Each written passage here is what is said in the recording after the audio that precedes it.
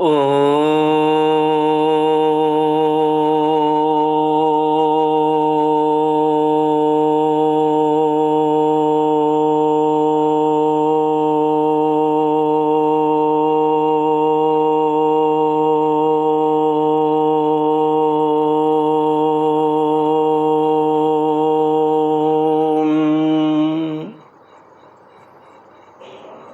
श्री गुरुचरण कमलेभ्यो नमः। श्री गणेशाय नमः। श्री सरस्वत्यै नमः। श्री विष्णवे नमः। श्री कृष्ण गोविंद हरे मुरारे। हे नाथ नारायण वासुदेव। श्री कृष्ण गोविंद हरे मुरारे।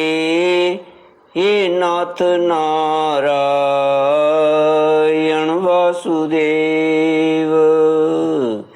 हे नाथ नारायण वासुदेव। हे नाथ नारायण वासुदेव। श्री कृष्ण गोविंद हरे मुरारे। हे नाथ नारायण वासुदेव। ओम नमो भगवते वासुदेवाय। ओम नमो भगवते वासुदेवाय। कृष्णाय वासुदेवाय हरये परमात्मने प्रणतक्लेशनाशाय गोविन्दाय नमो नमः। सच्चिदानन्दरूपाय विश्वोत्पत्त्यादिहेतुवे तापत्रयविनाशाय श्रीकृष्णाय वयं नमः। श्रीकृष्णाय वयं नमः। सच्चित आनंद स्वरूप परमात्मा जो सृष्टि के उत्पत्ति, पालन और संहार करता है तथा जीवों के आध्यात्मिक, आदि दैविक, आदि भौतिक तापों को नष्ट करने वाले हैं, अर्थात जीवों के मानसिक, शारीरिक और भौतिक दुखों को दूर करने वाले हैं, उन श्री कृष्ण भगवान को हम नमस्कार करते हैं। श्री कृष्ण गोविंद हरे मुरारे। हे नाथ नारायण वासुदेव।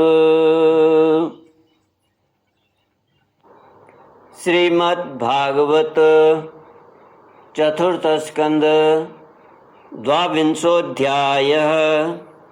मैत्रेय उवाच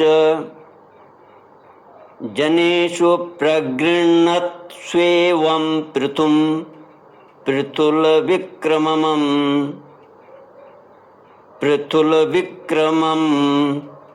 तत्रोपजग्मुर्मुनयः चत्वार सूर्यवर्चसः। तांस्तु सिद्धेश्वरान् राजा व्योम्नोऽवतरतोऽर्चिषा लोकान् पापान् कुर्वत्या सानुगोचष्टलक्षितान्। श्रीमद्भागवत चौथा स्कंद 22वां अध्याय। महाराज पृथु को सनकादि का उपदेश। श्री मैत्रेय जी कहते हैं, जिस प्रकार प्रजानंद परम पराक्रमी पृथ्वीपाल पृथु की इस प्रकार प्रार्थना कर रहे थे, उसी समय वहां सूर्य के समान तेजस्वी 4 मुनीश्वर आए। राजा और उनके अनुचरों ने देखा तथा पहचान लिया कि वे सिद्धेश्वर अपनी दिव्य कांति से संपूर्ण लोगों को पाप निर्मुक्त करते हुए आकाश से उतरकर आ रहे हैं। राजा के प्राण सनकादिकों का दर्शन करते ही जैसे विषयी जीव विषयों की ओर दौड़ता है, उनकी ओर चल पड़े, मानो उन्हें रोकने के लिए ही वे अपने सदस्यों और अनुयायियों के साथ एकाएक उठकर खड़े हो गए। जब वे मुनिगण अर्घ्य स्वीकार कर आसन पर विराज गए, तब श्रेष्ठाग्रणी पृथु ने उनके गौरव से प्रभावित हो विनयवश गर्दन झुकाए हुए उनकी विधिवत पूजा की। फिर उनके चरणोदक को अपने सिर के बालों पर छिड़का। इस प्रकार शिष्ट जनोचित आचार का आदर तथा पालन करके उन्होंने यही दिखाया कि सभी सत्पुरुषों को ऐसा व्यवहार करना चाहिए। सनकादि मुनीश्वर भगवान शंकर के भी अग्रज हैं। सोने के सिंहासन पर वे ऐसे सुशोभित हुए जैसे अपने अपने स्थानों पर अग्नि देवता।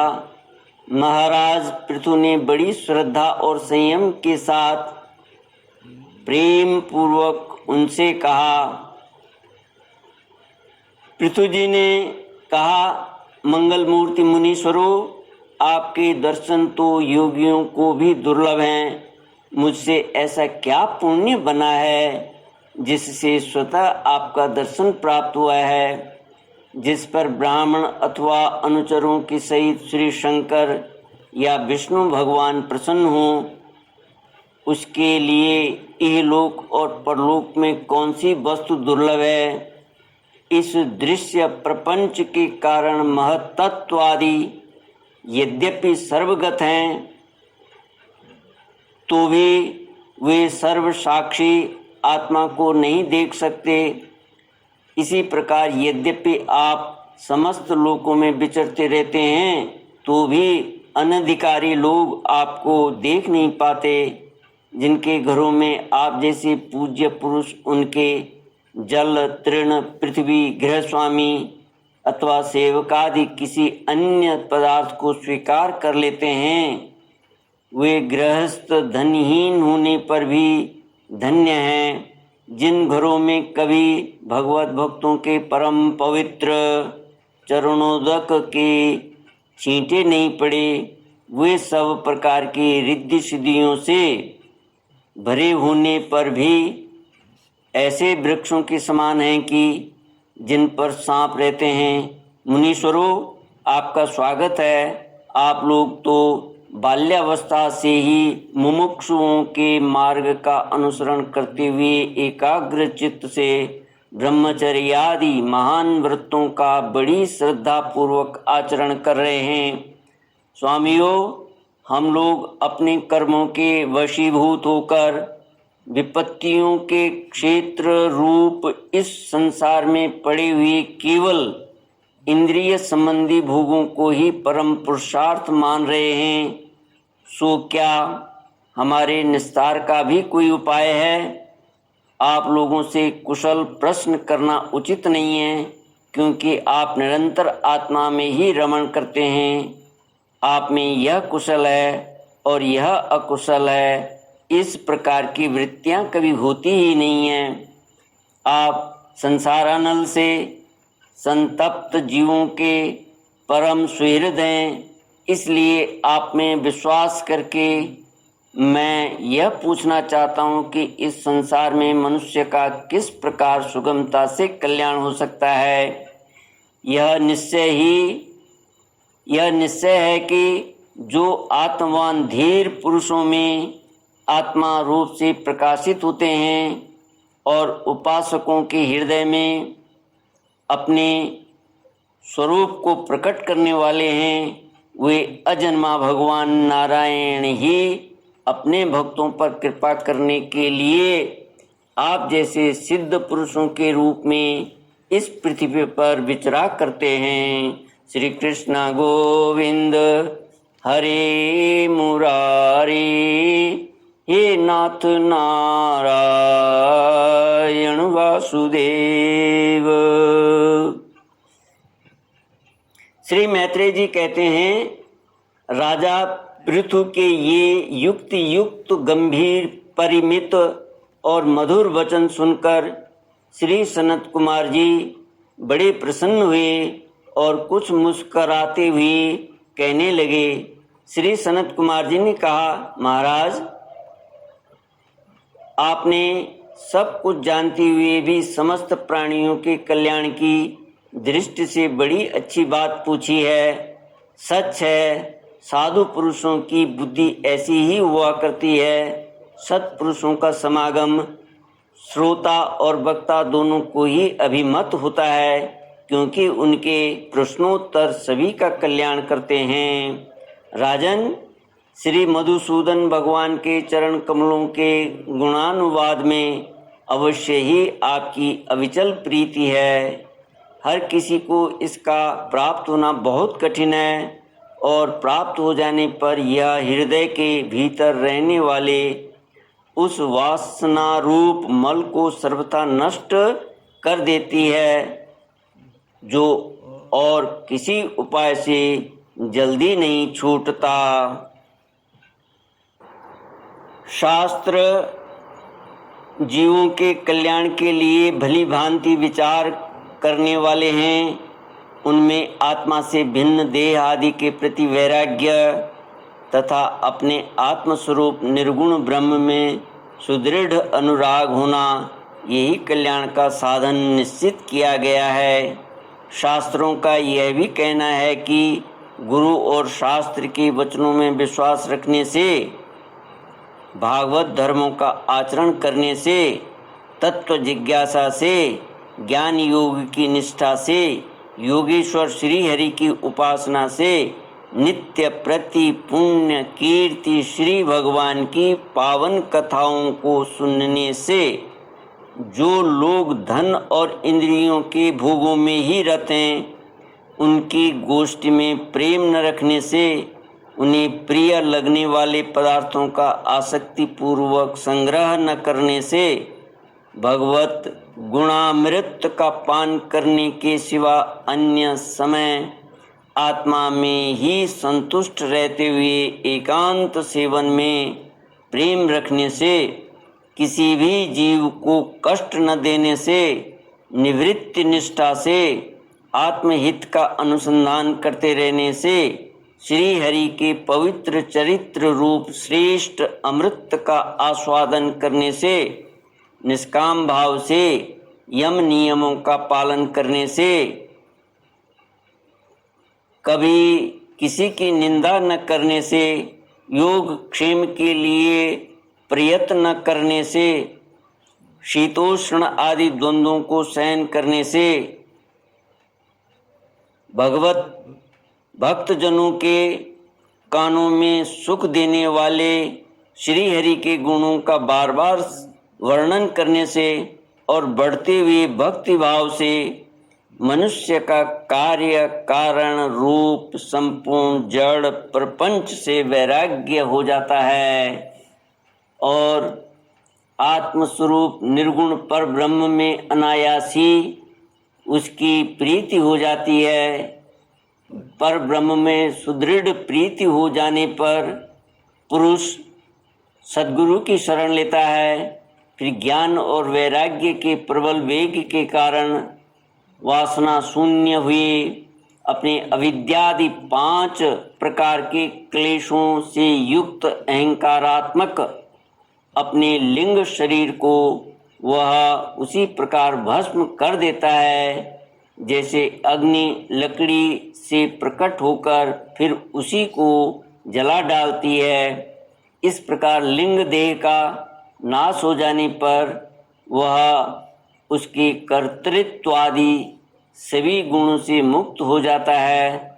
फिर तो जैसे स्वप्नावस्था में तरह तरह के पदार्थ देखने पर भी उससे जग पड़ने पर उनमें से कोई चीज़ दिखाई नहीं देती, उसी प्रकार वह पुरुष शरीर के बाहर दिखाई देने वाले घट पट आदि और भीतर अनुभव होने वाले सुख दुख आदि को भी नहीं देखता। इस स्थिति के प्राप्त होने से पहले ये पदार्थ ही जीवात्मा और परमात्मा के बीच में रहकर उनका भेद कर रहे थे। जब तक अंतःकरण रूप उपाधि रहती है तभी तक पुरुष को जीवात्मा, इंद्रियों के विषय और इन दोनों का संबंध कराने वाले अहंकार का अनुभव होता है, इसके बाद नहीं। बाह्य जगत में भी देखा जाता है कि जल, दर्पण आदि निमित्तों के रहने पर ही अपने बिंब और प्रतिबिंब का भेद दिखाई देता है, अन्य समय नहीं। जो लोग विषय चिंतन में लगे रहते हैं उनकी इंद्रियां विषयों में फंस जाती हैं तथा मन को भी उन्हीं की ओर खींच ले जाती हैं। फिर तो जैसे जलाशय के तीर पर उगे हुए कुशादि अपनी जड़ों से उसका जल खींचते रहते हैं, उसी प्रकार वह इंद्रियासक्त मन बुद्धि की विचार शक्ति को कर्म से हर लेता है। विचार शक्ति के नष्ट हो जाने पर पूर्वापर की स्मृति जाती रहती है और स्मृति का नाश हो जाने पर ज्ञान नहीं रहता। इस ज्ञान के नाश को ही पंडित जन अपने आप अपना नाश करना कहते हैं, जिसके उद्देश्य से अन्य सब पदार्थों में प्रियता का बोध होता है। उस आत्मा का अपने द्वारा ही नाश होने से जो स्वार्थ हानि होती है उससे बढ़कर लोक में जीव की और कोई हानि नहीं है। श्री कृष्ण गोविंद हरे मुरारी, हे नाथ नारायण वासुदेव। ओम पूर्णमद पूर्णमिदं पूर्णात् पूर्णमुदच्यते पूर्णस्य पूर्णमादाय पूर्णमेवावशिष्यते। ओम शांति शांति शांति। हरि ओम। श्री गुरुभ्यो नमः। हरि ओम।